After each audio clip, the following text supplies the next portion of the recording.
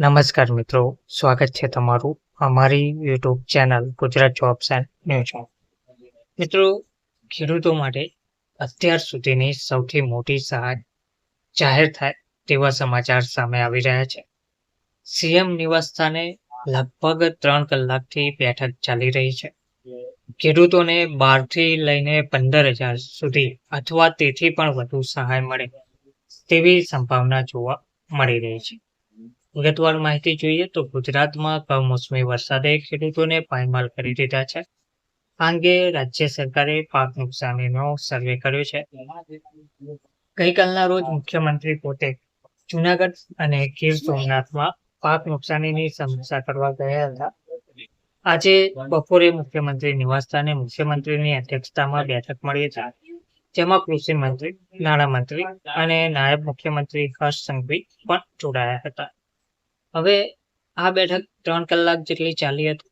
ખેડૂતો માટે આજે રાહત પેકેજ જાહેર થાય તેવી પૂરી શક્યતા જોવા મળી રહી છે.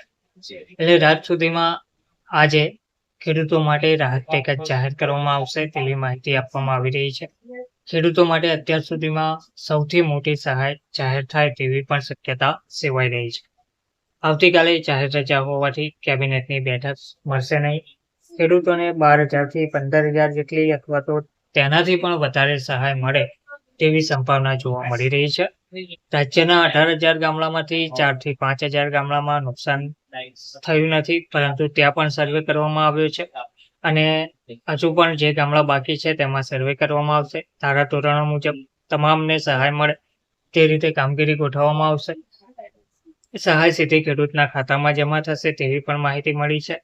રાજ્યમાં વિતેલા 10 દિવસમાં પડેલા કમોસમી ભારેથી અતિભારે વરસાદના કારણે ખેડૂતોનો પાક નિષ્ફળ ગયો છે. પાક તૈયાર થવાની તૈયારીમાં હતો ત્યારે જ કમોસમી વરસાદ પડતા ખેડૂતોની મહેનત પર પાણી ફરી વળ્યું હતું અને ખેડૂતોની સ્થિતિ ખરાબ થઈ ગઈ હતી.